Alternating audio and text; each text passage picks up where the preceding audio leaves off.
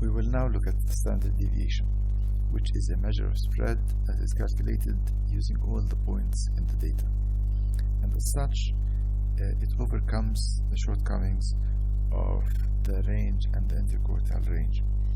And as you remember, when we discussed the shortcomings of the range and the interquartile range, we found that the range can be exaggerated by being based on outliers, and that the interquartile range ignores 50% of the data.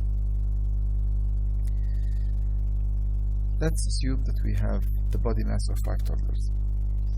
Let's call them x1, x2, x3, x4, and x5. They have been represented on the number line, so we have one toddler with body weight of 12 kilograms and the other with body weight of 13 kilograms, and so on. We need to measure the spread of those points. In other words, how they deviate from one another. So we need a reference point from which to measure the deviations.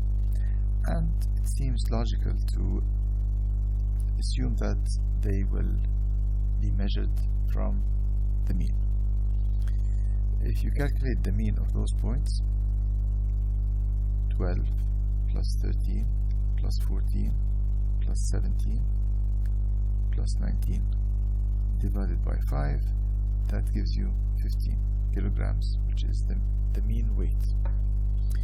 Now this 15 is symbolized by mu, because we're assuming that this is the entire population and not just a sample.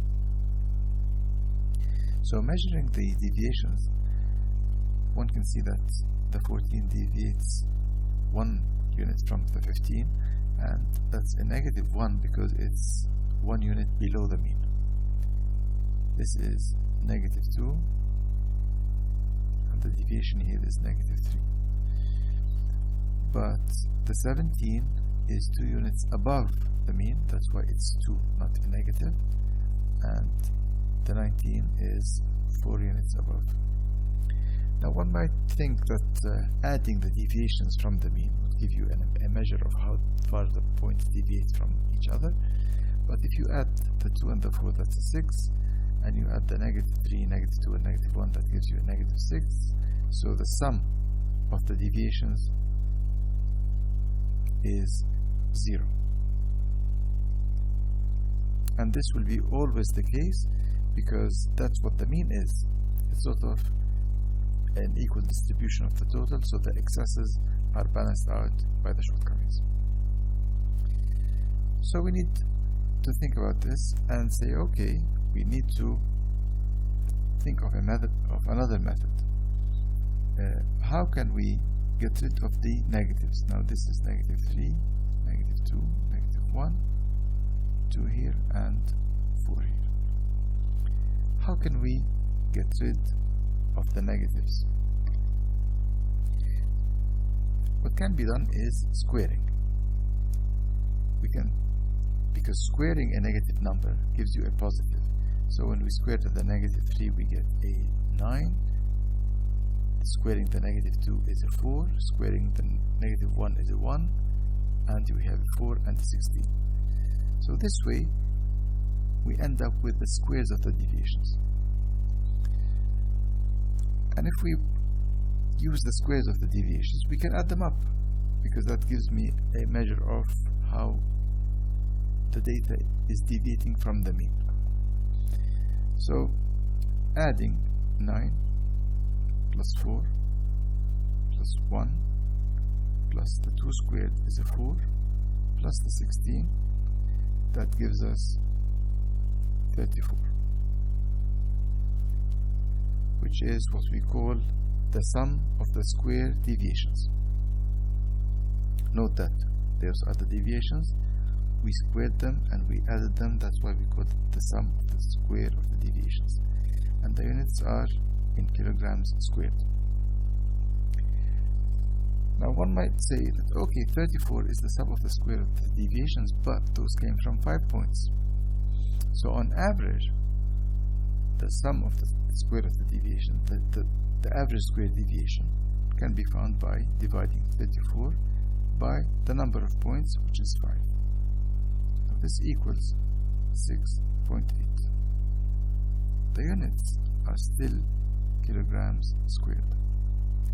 Now this is called the mean square deviation from the mean. Now that's a bit of a mouthful, so we call it the variance.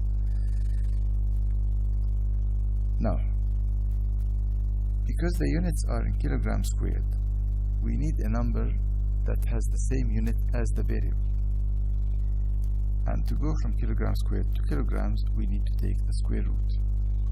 So when we take the square root, we end up with the standard deviation, and that's the square root of 6.8, which is approximately equal to 2.61 kilograms. So what we've done, we calculated the mean, we found the deviations, we squared the deviations, we added them, we divided the sum of the square of the deviations by the number of the points, and then we took the square root. But what is this 2.61? What does it represent? You cannot actually see it on the number line, but it can be interpreted as follows. The standard deviation is a number that indicates the spread of the data in such a way that the larger the standard deviation, the more spread out the data is.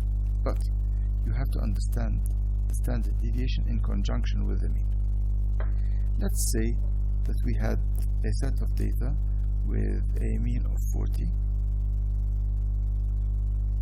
and we took standard deviations around it. The standard deviation, let's say it was 2. So the mean plus 1 standard deviation is 42. The mean plus 2 standard deviations is 44. And if we go below the standard deviation, the mean minus 1 standard deviation is 38, and the mean minus 2 standard deviations is 36. Now, no matter what the data is, no matter what the distribution is, in this interval, there should be at least 75% of the data points. Now, in most cases, it will be a lot more than 75%. Actually, it might be more than 95%. But in any case, let's take the worst case scenario. That's at least 75% of the data. But if we have another set of data with a mean of 40 as well, but a standard deviation of 3, and we take 2 standard deviations above the mean and 2 standard deviations below the mean, we get another interval from 34 to 46, which should contain at least 75% of the data. And as is obvious, the data with the smaller standard deviation was spread out over a smaller range than the data with the larger standard deviation. So basically, the standard deviation is a number that gives us an indication of spread, but it must be understood in conjunction with the mean. The formula for the standard deviation is this. It is exactly what we have done with the numbers. The standard deviation is the square root of the sum of the square of the deviations divided by the number of points. And if we go back to this slide, what we have been doing here is finding the sum of the square of the points minus the mean squared. So x1 minus mu is 12 minus 15, which is this deviation, negative 3, squared is the 9. And you do the process for x2, that's 13 minus 15, negative 2 squared is the 4, and you add them. We took this sum and we divided it by the number of the points. So this is sigma of x sub I minus mu whole squared divided by the number of points, which is n. And in order to convert the units to the same units as the variable, we took the square root of this expression, and this is exactly what is presented here.